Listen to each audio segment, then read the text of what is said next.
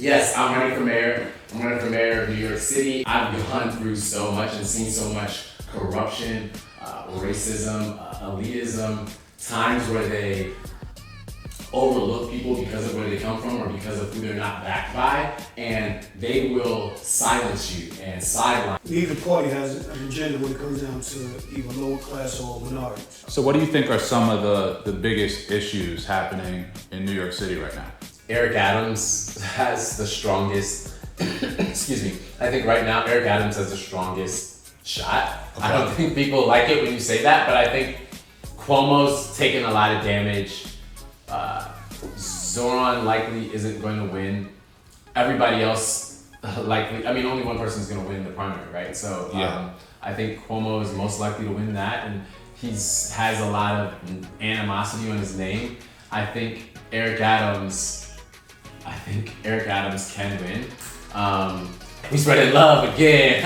We spreading love again. Let's speak for the streets and shit. Having more media that is speaking real and having conversations and speaking about their experiences. They may look at the person, they don't listen to the message.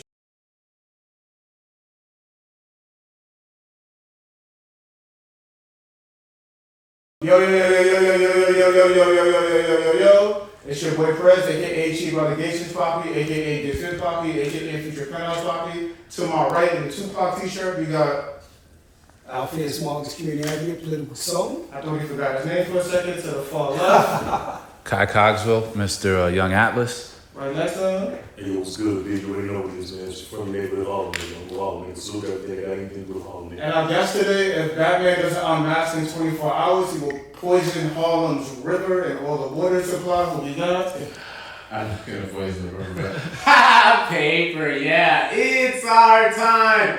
Paperboy Prince, Paperboy Love Prince, candidate for mayor and artist, activist, and I'm happy to be here. So, Before we start all this, I have a phobia of clowns. To look that way or look this way. Yeah. I'm a big fan. Watch how you lie. It's all good. So why will so you're running for mayor, right?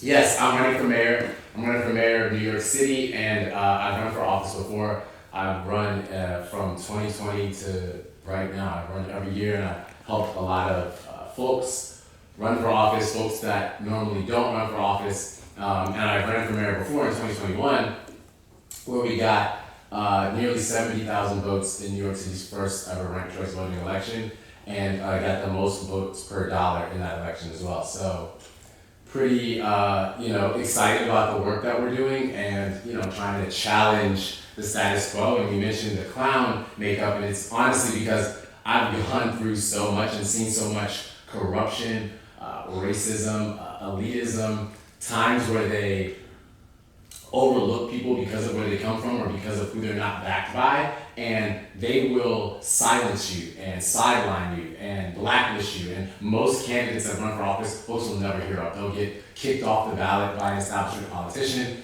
You'll never have the opportunity to hear them. So for me, this isn't just speaking out about the injustices that I've seen that are in our political system that stop us from getting the change that we actually want. That this is like the first hurdle. So it's not just about that. It's also about speaking up for all of the candidates, the choice, the democracy, the folks they're talking about. They're trying to take our democracy. Meanwhile, locally, this is happening at an alarming rate. So it's something I'm, hoping to use my performance art and art to help get the message across. I'm also an artist, rapper, singer. I have a community space in Bushwick, Brooklyn, called the Paperboy Prince Love Gallery. Been open for 6 years now, brick and mortar space. So I give away a lot of food, clothes, tech, PPE. So that's kind of some of the backstory behind it. A lot of other stuff. I don't want to scare you too bad if you have a phobia of clowns.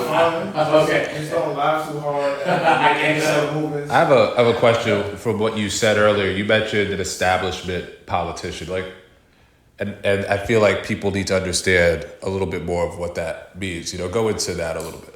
Yeah, so thank you for that, because I'll use a lot of terms that I talk about all the time. Sometimes I forget, I don't break them down. But an establishment politician is basically someone who is backed by the elite, meaning kind of traditional Democratic or Republican donors, someone who is handpicked and put in there by a previous incumbent. So they basically just worked in someone's office, and it's kind of like nepotism. Folks that are backed by certain Democratic clubs and these groups that basically handpick folks from the community to run for office, and they act as their puppets. And then career politicians that have been in office for years. So, and this is the majority of the political class right now. Right. And that's something that I'm trying to speak out about and trying to draw a line and show the difference where I stand and where they stand. And it's hard to do because, you know, folks are so busy and they have so many things they're focused on. And the biggest problem, and this is when I start to go deep, the biggest problem is when they co-opt the issues that folks care about. So these people have so much money. They know that we care about housing. They know we care about racism. They know we care about gender issues and having more jobs. They know all of this stuff. But they're able to co-opt it, put a face that you think is somebody you would support, co-opt it, and basically, get in front of these issues and not do anything about them. Take the kind of like worst path of solving the issue. And I see it all the time. And sometimes I'll call out politicians for their policies or the bills that they're supporting. And they'll be like, wait, you don't support this bill because da da. And I'm like, no, if you actually supported housing for all, if you actually supported wanting to stop the racial injustices, you would go a step further. But you're doing this because you're basically a controlled opposition, not going the extra mile that we need, especially at a time like this. Gotcha. When the Republicans, they're going all the way. They're not stopping, and they're putting into law, into words, the things that they want to do. Where here, they don't want to actually fight for us. They just want to use our energy to keep them in power. Gotcha. So you basically say that neither party has an agenda when it comes down to either lower class or minorities, marginalized people. Exactly. They not only don't have an agenda, they are taking our agenda and using it to keep themselves in power and not actually solicit votes, basically. Exactly. And honestly, even the elections are run in a way that part of the other reason I'm doing the clown is so few people show up to vote. Now, in this mayor election, we don't know. The numbers have been actually pretty impressive so far for early voting. But normally, when I first ran for office in 2020, one of the things that stuck out to me and made me want to run for office was I was seeing how little that most of the elections were being decided by. I mean, we're in New York City, the most people in the world in one place. 8.5, 8.9. Yeah, and tons of people live here. And in these elections, sometimes they would be won by 300, 400 votes, 200 votes. I throw events and do parties and do all this stuff then, and I was like, wait, we'll have more people that come through that our events than that. So that's when I began registering people to vote and telling them like, hey, these elections are decided by so little because the establishment politicians don't want folks involved. They would prefer it be a smaller class of folks that are voting. So exactly. So in the primaries, the primaries for Congress and for city council, all these things, less than 4%, where I'm at in Brooklyn, and it's pretty similar across the city, less than 4% of registered voters, people that are already registered to vote as Democrat, less than 4% are showing up to vote in the primaries. And we know in New York City, the primary is the main place where the election is chosen. So what do you think are some of the biggest issues happening in New York City right now? So I think that gentrification is a major issue, and I think that it's used as a pawn a lot, thrown around, but I think it's a major issue because displacement is a hot topic right now in global politics, but it's happening here locally, and folks are so easy to turn a blind eye to it. And it affects our seniors, it affects our youth, it affects Black people, it affects white people. I mean, the gentrification is getting so bad now that there's a lot of white areas where folks are have been there historically, and they're getting kicked out not because they don't want to be there. So, and it's really a class issue. Right. So that's one of the biggest issues. Before you go into the next issue, just so we could talk about that a little bit more, like what, if you were mayor, would be some policies you'd do to combat that? So one thing I want to say is people move around. right? Like nobody owns one area. People do move around, and that's just the nature of human beings. So I don't think that just because a certain amount of people have lived here for a certain time, that they should always be there. I think that there's fluidity. There should be opportunity for fluidity. So I'll say that. But as mayor, something that I would do is establish anti-gentrification zones, where we're saying, hey, this area has been a place for gentrification or displacement, or these areas have been at risk for gentrification and displacement. Let's have a double look at the and talks with the homeowners, the developers, the renters, the people who have been here for a long time, the people in public housing, bringing them together and seeing what we can do to stop gentrification, and actively taking measures and studies to stop it. And then there's a lot of things that are kind of the growing pains of neighborhoods changing and gentrification, which is stuff like someone moving into the neighborhood and asking a church to keep the music down on Sunday morning, when it's like, hey, the church has been here for 30 years. Every Sunday they make music. Just because you've been here for 6 months doesn't mean you can call the police on them and try to call their landlord on them. And so having opportunities to intercede in those situations and there be more fluid processes for that, I think would be big in these anti-gentrification zones. And so yeah. Gotcha. Yeah. Because we spoke about some of those issues on previous shows, right? One of the things that I see about gentrification, right? The code switch of it is affordable housing. We know that affordable housing literally at some points go by AMIs. We know that some of the areas that's targeted for it, especially marginalized Black communities, Hispanic communities, they don't meet the minimum level of the AMI. Most Blacks, majority of Blacks, 50 to 55,000, whereas now they've increased with AMI 79 to 110,000. They bring up this, we need more housing, more affordable housing, but it's not affordable for those who is targeted to be pushed out. You think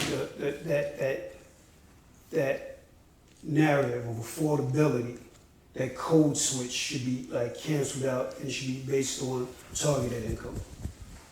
I mean, you just said it for me. So, but yes, exactly. Like, basically, that is the biggest issue when I was saying earlier about them co-opting these things, right? That is a perfect example of what I'm talking about. They'll take something like affordable housing, where they know everybody like, affordable, I like that, housing, I need a place to live, right? So everybody will be down with that. And then when it actually comes down to it, you're like, wait, to qualify, I need to make $85,000 a year? I need to have all this paperwork, and I need to have somebody else that can, come on, that don't even make, and then I have to have first, last, 10th month, and all this. So it always take me back to this question that I asked like a while back on another show we did, affordable for who? I always ask the same question. Yeah. Exactly. And then they justify it by their numbers and their systems, and they already know how many. And then on top of it, the housing lottery, I was just talking to someone about this yesterday, it's so few units. It's a joke, yeah. It's so few units. It's I mean, the fact that you can call it a lottery, it's true that's what it is, but it's just like sad, and I was talking recently about what we really need to do.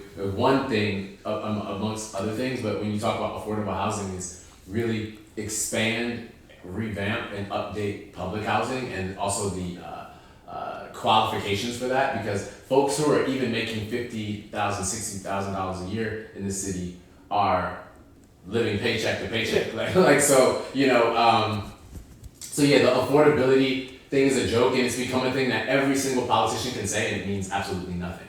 So it's also like the word POC, right? It's a way for them to feel like they're saying something, not actually say something, not actually talk about the people that are the most controversial to talk about, right? They don't want to say Black because that's a little bit controversial. They don't want to go to that level. They don't want to actually go to the level of, it's not just affordable housing, it's about, wait, we actually need housing for all. Which is something that's on my platform. We need housing for all. For everybody to have a house, we have to figure out a way for that, no matter their income level and all of that. And it's a tough situation, but we live in the richest city in the richest country.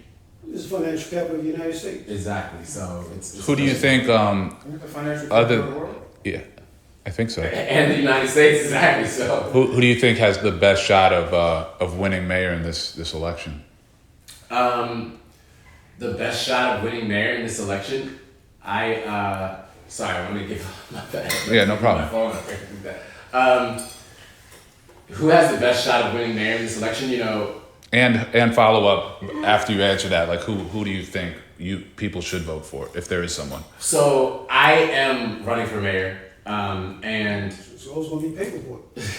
I'm Paperboy Love Prince. I'm really on the ballot. Sometimes people don't think I'm on the ballot because we kind of stand on this line of what's real and what's fantasy, and I like being there. But some people are like, "Wait, are you really there?" And they get there like, "Oh my goodness!" They start scratching the paper like, "Somebody, this is fake." But I really am on the ballot. This is my 5th time. I just ran for president in 2024. What? Oh, hold on. Yeah, well, president? I didn't give you my whole rundown, but I ran for president in 2024. I learned a lot about that. Now I know how to teach our community how to run for president, and so many other folks, and I've connected with so many other candidates from around the country. But in 2023, I ran for city council. In 2022, I ran for Congress, and in 2021, mayor, and in 2020, Congress as well. Got you. Before COVID, I already had this movement brewing, and we saw something coming, and I really feel like I'm the best candidate for mayor by far. When I first ran, I was kind of like, thought I would have interesting things to bring to the conversation in 2021. But now in 2025, I think that I'm head and shoulders the best candidate for mayor. First off, I'm more aligned in class with the average New Yorker than anyone else on the ballot. Second, I'm not an elected official career politician that has just been basically ushered in there and got us into this mess and has been complicit with this mess. Third, I've been running this campaign on $0. So part of the biggest issue is the money in politics, that these folks have all these handlers that kind of control them and that shape them and say what they can and can't talk about. So for this campaign, So this is like ventriloquist dummies, basically. Basically, and you know, when that money hits your account, it does something to you. You're like, ooh, you know, it makes you want to act a certain way. So we've people have donated to our campaign, but we spent $0, and we're trying to show that folks can run a campaign with no money, and you know, we're gonna get the most votes per dollar again, simply because we're not spending any. So that's another reason I feel like folks should vote for me. And then I'm the one talking about the corruption behind the scenes of these folks, whether it's the media darling or the folks that people are making out to be the bad guy. I've been consistently critical of all of them. So yeah, and then on top of that, all of my community work, protests, our mutual aid work, so many things. So yeah, and then who do I think will win? So if I'm just putting on my political consultant hat, I think that right now, Eric Adams has the strongest, excuse me, I think right now Eric Adams has the strongest shot. Okay. I don't think people like it when you say that, but I think Cuomo's taken a lot of damage. Zoran likely isn't going to win. Everybody else likely, I mean, only one person's going to win the primary, right? So I think Cuomo is most likely to win that, and has a lot of animosity on his name. I think Eric Adams can win. So do you think they did Eric Adams wrong in terms of when he was mayor? I think that Eric Adams is somebody I've been calling out a long time too, before he was mayor. It's funny, like all these people. You sending them shouts? I mean, I dropped the song in 2021, which was Eric Adams, get out of my room. What you doing in my room? Eric Adams, get out of my room. What you doing in my room? You gonna find love in my room. You gonna find hearts in my room. You gonna find paper in my room. Yeah, so you guys know that. And then in 2019, Andrew Cuomo, you know, I was calling him out while he was governor, while he was on the cover of Time and all these things, and I was like, yo, this guy's a terrible person. I was calling him out, and eventually all this stuff came out about him, but I dropped my song, and then it said, I got the governor mad. They said I'm too wild. They said I'm too rad. I talk for the people. I talk for the man. I made the list. We got the demands. I'm spreading love, but he hating again. Yeah, we spreading love again. We spreading love again. I got the governor mad. It was like, Governor Cuomo heard my speech. He know that we want to help all the peeps. He just want Brooklyn for the elites. We got the video, got the receipts. So many promises that you ain't keep. Reach out to everyone, spread, man, more peace. They bossy. I ain't talking police. I was at the meeting. They wasn't talking to me. All right, let me stop. But Check it out, right? This is That's what I separate, gotta see? say, right? Let me just say some shit from, because I speak for the streets and shit like that, right? yeah, I respect the way you articulate the issues and shit like that. But do you expect niggas to take you serious when you show up like a motherfucking clown and shit? And this is Harlem Talks for real. yeah, All for real, right? I appreciate that. You like a gunshot, like sound right there. I appreciate that. I mean, here's the And that's thing. a real question though, dude. Like not being Right. funny like that, straight up like. I took it as a real question. The And issues are solid. The way you articulate is solid. But you show up this motherfucking clown shit on nigga like, what's up? well, a couple things to that. First off, I'm an artist, and at a time right now with the president that we have, the mayor we have, governor we have, it's important for artists to stand up and fight back. Okay. I've seen folks in the city praise artists. I've seen folks in this city, we're gonna go there, praise artists that promote selling crack, promote killing people, promote degrading women, Yeah. promote keeping the hood down. And I'm a young black man, right, who's run a business for 6 years, mutual aid, giving away millions of dollars worth of food, clothes, throwing protests, running for office, helping other folks to run for office, standing up and speaking truth to power. And we have a community where, we've almost made it like the only thing that we praise are folks that are, criminals and supporting a criminal element. So for me, I'm like, I'm also clowning that. I'm also showing how in the community that's something that has to stop if we want to be taken seriously. Because it's like, do we want to be taken seriously as a people if we keep promoting these folks and making them the leader of the community? I love the Dave Chappelle skit where they're having the political conversation and they're like, what does Ja Rule think about this? Right. Where's Ja? And it's kind of like that right now. They've even co-opted our own messages and made the rappers and the entertainers the folks that speak for us on these issues, right? And these folks are some of the most ignorant folks. They're bought and sold. Some of them are CIA plants and all of these things. So for me,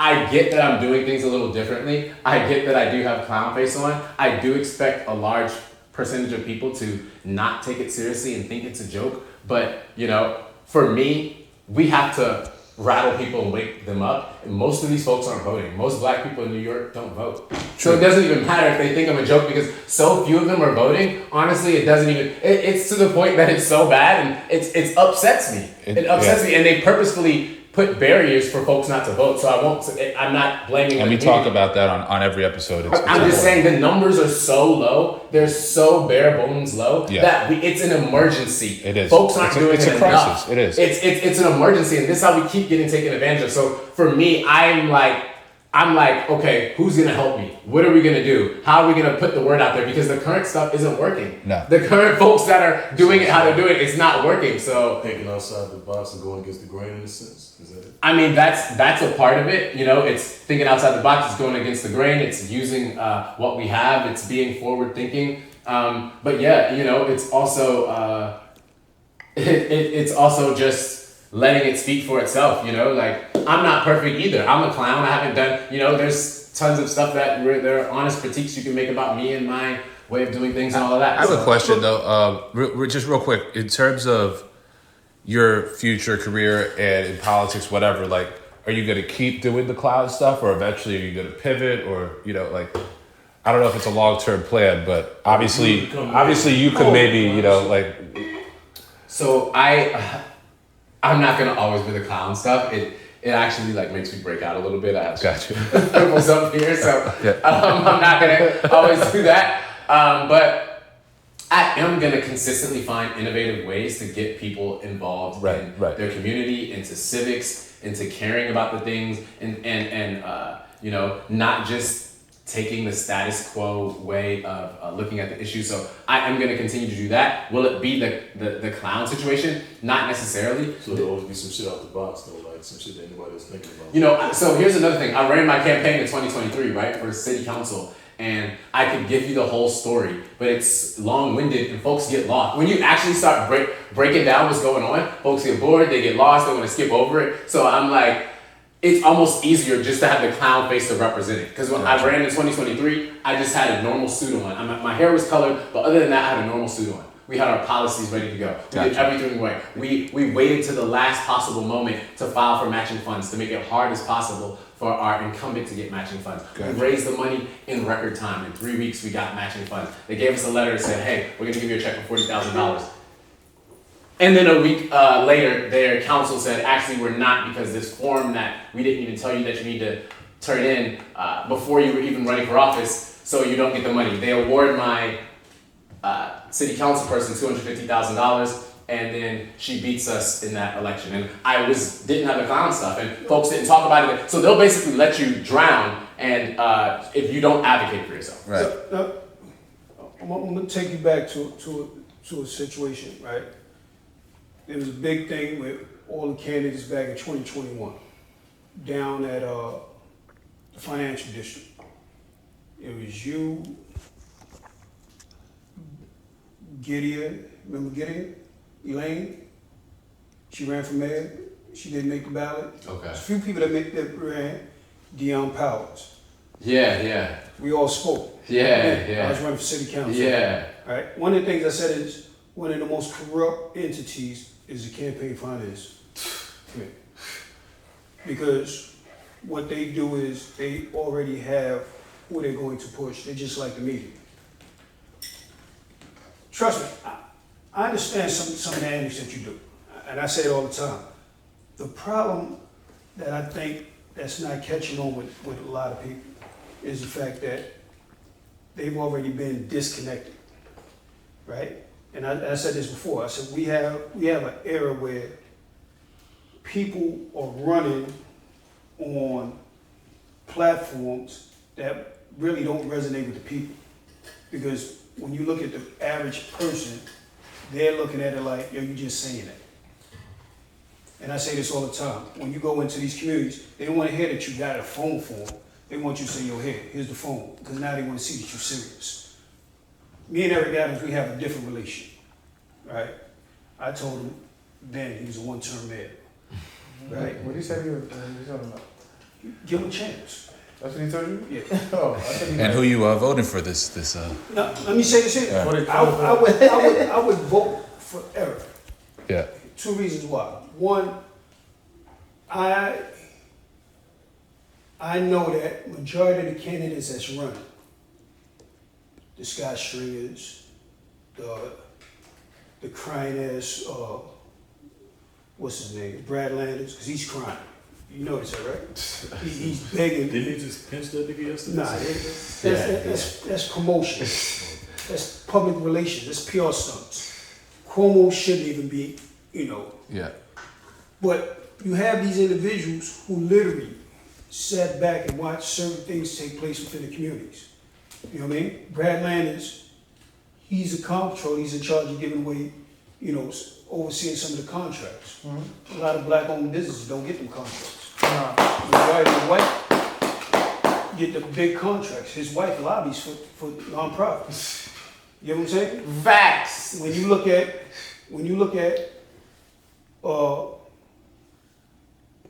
let's go with the city speaker, Adrian Adams, right? She knows that majority of the small home owners are taxed the same way as corporates. So you're paying, and you own a house, you're paying the same prices that corporations that own multiple, what's the names? They talk that talk, but they're about the people. And when I say the people, they talk about the corporations. That's who funds their campaigns. And that's one of the reasons why they frustrate the voters. Because people are tired, and they've seen this. And we spoke about this years ago, and I continue to say this. When you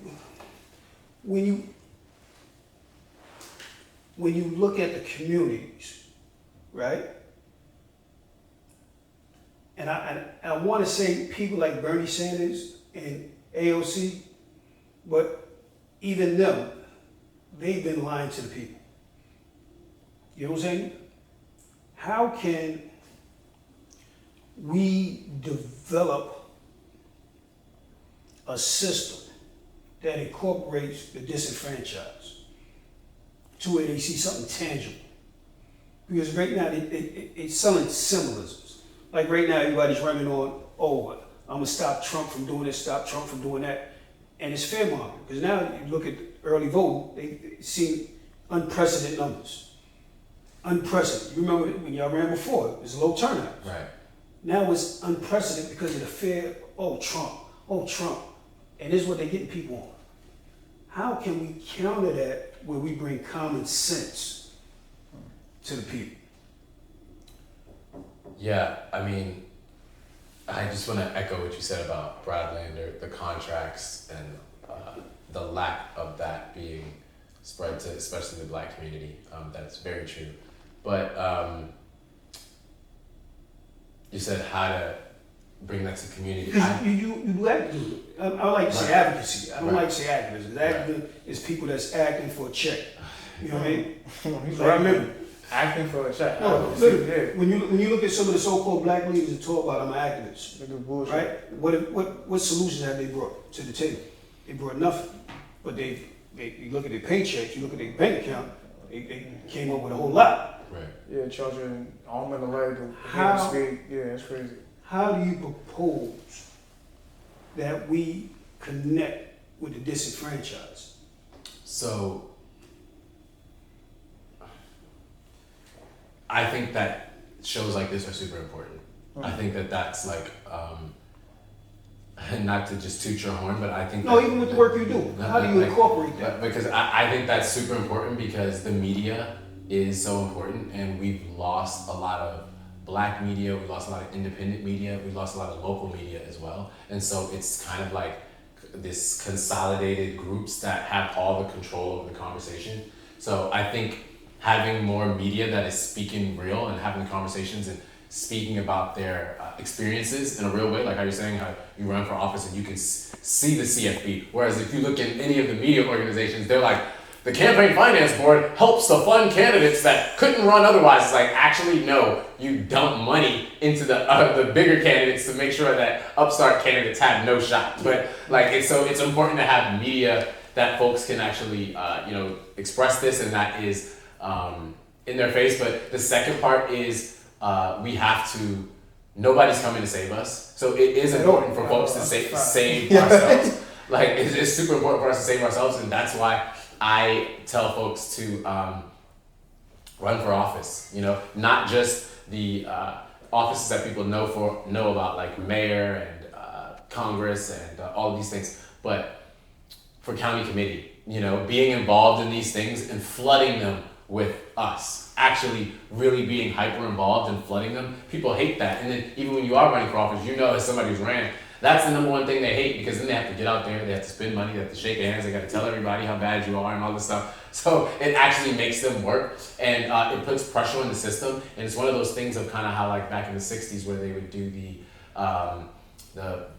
public disturbance and where they would do sit-ins and things like this and they would flood the jails. It's similar if we are putting so much pressure on all these elected officials at once, they can't stand that pressure. You know, they can help this guy and help this lady, but they can't help everybody everywhere all at once. So when folks are consistently doing that, I think that's something that we've never tried before. You know, it's been just, okay, we'll just focus on president and just focus on, certain things. Mayor, they don't focus on the real. And I've said this. Exactly. So and so having regular people run, and then with the principles of getting money out of politics and not being these hand-picked folks, but regular people and having that raw voice, because then they all start speaking like politicians. It's like how you're saying about Brad Lander. They're just pandering for PR opportunities. Yeah. Because when I look at majority of these, and I've sat with Brad Lander and all the rest of them, and when I say sat with him, like, he doesn't really want to sit with me. Right. I know. He really doesn't want to sit with me. He'll bullshit me. Right. I remember when they was city council during Trump's first term, when they made this a sanctuary city. One of the things that I said to him, I said, well, did y'all look at the financial hardship of Texas and Florida? And he's like, no. Why should we? I said, because those are the two main ports of migrants that come in. Florida used to have a thing, they used to have a bill that if you touch land, you can stay. If you touch land, you can stay. You had people coming over in bathtubs, cars. Remember? And literally, what brought that to massive attention is Elian Gonzalez. In 2000, they went to send us You back. know what I'm saying? Yeah, I remember that. Elian Gonzalez is what brought that to attention. So what they did was they made sure the coastal lines was locked down so they couldn't come in. So a lot of them risked their lives going through South America, Through Mexico, yeah. coming up through Central America, going through Mexico. One of the things that I said, Jemani Williams, they know who I am. They know exactly who I am. Like, I'm not gonna shoot They know his face. They know who I They am. know the number. Right? One of the things I said to dumbass Bill de Blasio did too. I said, y'all are just doing this because Trump's in office. Y'all don't have a real plan. Y'all just doing this playing politics. I said, what are y'all going to do if states like Florida and Texas decide to ship these people here? And in their mind, they had no foresight. They would never send them here. I said, huh? That actually did happen though. I said, listen, this is 2017. Him, Corey Johnson, I said, huh? They out there protesting all this stuff. I said, I don't think y'all understand the magnitude of this. I said, how do y'all, do y'all comprehend this? And everyone was like, no, it's not gonna happen. I said, well, I need you to do a walk through a Harlem, right? So I can show you where all these kids that y'all complaining about, where they sent them to. Because nobody knew that the federal government, they have like a ACS type of program where they send the migrant kids here. And in Harlem over there on Fifth Avenue on 130th or 131st Street, when the migrant kids come out, they close the park. So none of the kids in the neighborhood could go into the park while they got out there playing. So I said, well, y'all need to come, He said, well, how do you feel about these kids being snatched from their families? I said, huh? I said, hold the fuck up. If me and my wife is in the car, let's just use this in there, and police find guns and drugs and our kids is in the car, what happens to our kids? Or they go to a family. I said, what if there is no families? So they go to, ACS. I said, well, I need you to come do a walk through Harlem so you can see where they send these kids. And he said, what do you mean? I said, well, if they could find a way to send the kids here, how long do you think it'd be before they'd be able to find a way to send the parents here? Oh, they'll never do that. So you know something? That's hypothetical me thinking. If they happen to do it, we'll have this conversation. 2022, when they start sending them in, I ran into Brad and Jamon. They said, yo, let's have that conversation. They didn't have it? They were scared to death of it. I said, because I told you they would find a way to do this. The money that y'all are taking and will be taking it'll be taken from our communities. My communities first. We always on the last end. Because any money that's allocated to black communities, that's the first thing they can cut. They probably cut education next. No, they don't cut education. Education, listen, a lot of people don't think they fund education, right? When you run, you get the budget and what they do. Department of Education gets 20% of the budget. They get the largest share out of all the city agencies. So back then, when we ran, at the time they was getting $40 billion out of the budget. At the time the budget was $102 billion or 90, something like either 96 or 102 billion. They get the large lion's share. 40 go into capital, 40 go into operation. They have the money. Don't let the Department of Education say they don't have the money. They have the money. The blocking is a teachers union. Teachers union, and I'll probably get a lot of heat for this. Probably will never want to, sit with me. But they don't want to provide equal education. And that's when you speak about Cuomo, me and Cuomo had this conversation personally. And one of the things, like, is one of my Masonic brothers, one of the staff members was like, yo, he's not going to talk about that because he gets funded by the teachers union. They will not address that. But what they did was put in guides for social promotion, meaning you can opt out of certain regions exams. But that doesn't help the kids. No, I don't. Because the kids is graduating, but they don't have the education. Yeah. And y'all heard me say this before. The education level that they have when they graduate doesn't even equal a community college level. So you look at for every 100 that enrolls in a community college, especially a community program, only maybe 28 maybe go on to get associates. They have a high dropout rate because they don't have the remedials that they need. And they know this. And that's some of the things I'd be upset with a lot of the black leaders because they've been misleading people for so long. How do we come to a term where we can, shift that whole narrative and get people back into, what we need? Because without question, these traditional politicians, they frustrated the whole thing.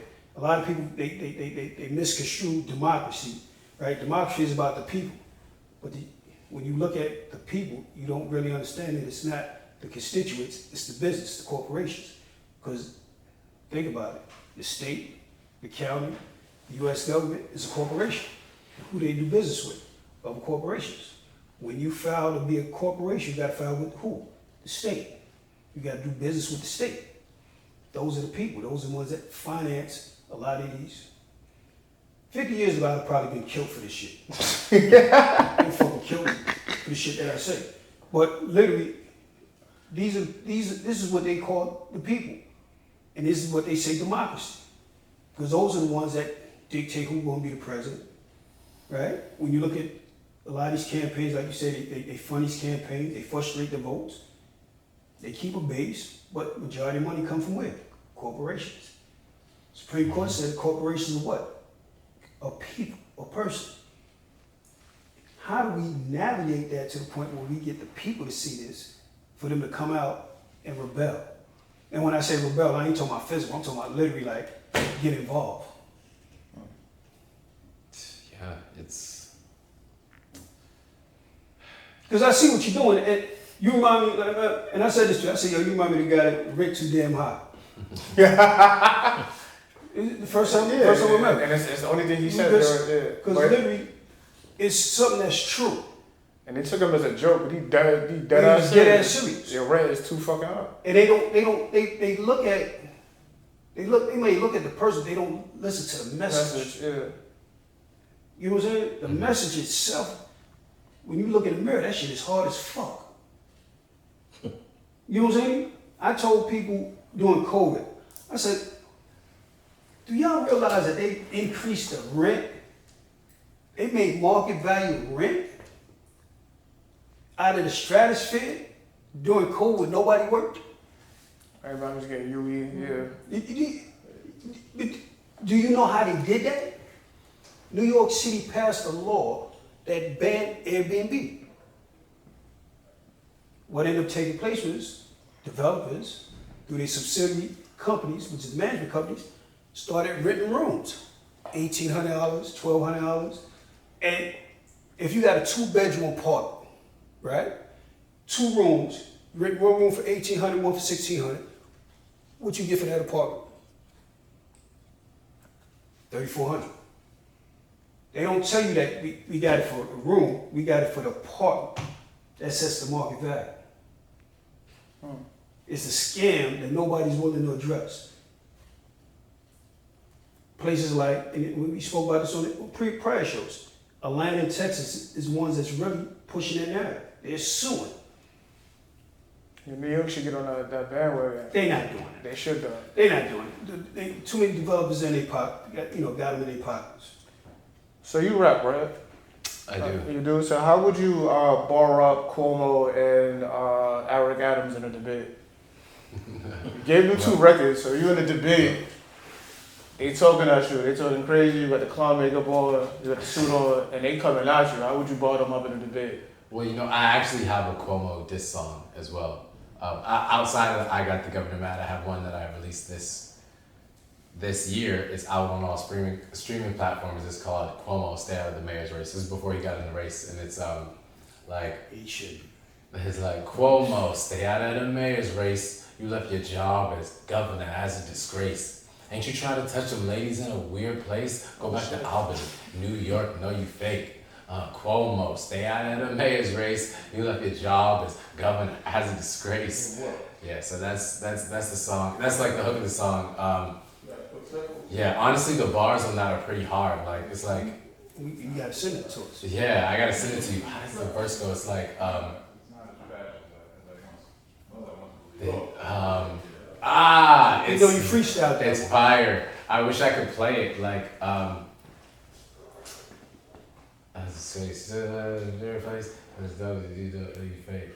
Let me ask you a question.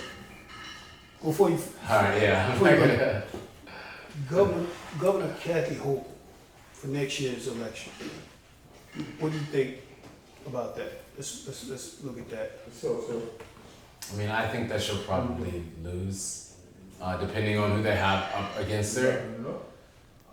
I think that the city, yeah, we'll see. We'll see. I mean, I'm not a fan of Kathy Hochul. I think that she's like terrible. It's another one that's She's a put piece in of there shit. that basically, she got in there through, No, she's a piece of you shit. know, Yeah, him stepping you got down. you probably have like a compilation of him saying that like a billion times. Like She's a piece of shit. Yeah, She's a racist piece of shit. She's definitely a racist. I mean, there's that, you know, clip of her being like, and it's funny because she's being so serious and sincere. The Yeah. clip of her being like, The Bronx kids. or kids- niggas in the Bronx don't got laptops. This she's is the like, first. This is there's the first kids in time the Bronx. they've never seen a laptop. They I'm don't like, know they don't know damn. what that is. They said don't we know all- they don't know what the word computer is. And I was like, this is the incompetence of people at that level of government that like they can't even like, all right, if you're trying to articulate that kids in the Bronx use better education, sure, but that it's again them just using them as pawns. Like she's not even actually like trying to do something about it, just to be like, She set the oh, Bronx back on Twitter like with that one. But here's the thing. The Bronx have some of the highest failing school districts. And as governor, that should be one of your main concerns. right, exactly. We gotta get you back up here, man. I Yeah. ain't gonna lie to you. We gotta get you back up here because Probably around Halloween. No. He caught that one.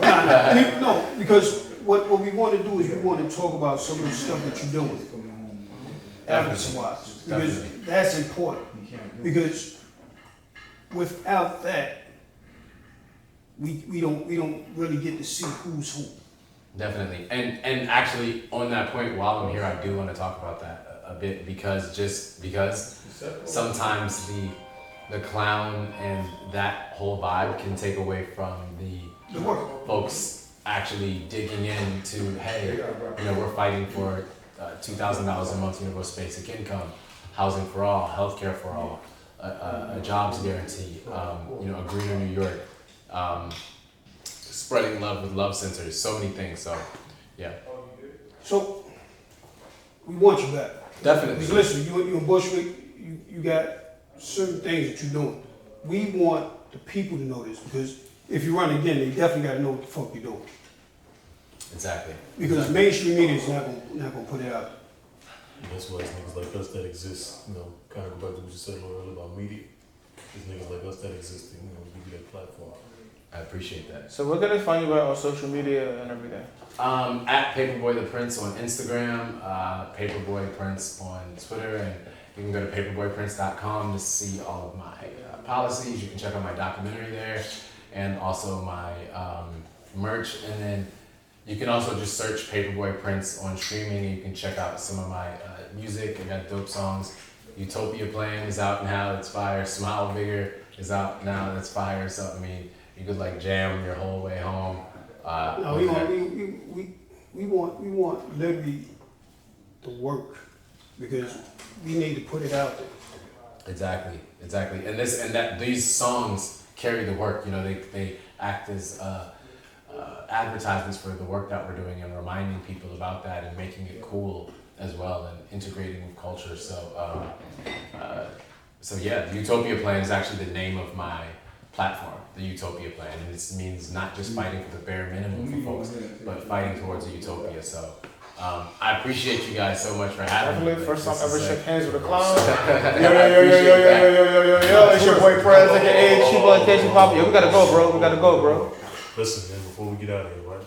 Salute to all the projects Uptown, Polo Grounds, St. Nick, Manhattanville, the Grammy Grant PJs, motherfucking whatever, Drew Hamilton, anything, whatever I forgot. Crime Salute. Square, all that shit, salute. Prime Square, all my niggas out there smooth. I see y'all niggas. And definitely shout out to Polo Grounds. I was there earlier this year, and they were showing a lot of love and were super kind and like obviously like a fire basketball court up there. So yeah. We out here, man. All right, Harlem Talks for real. Salute.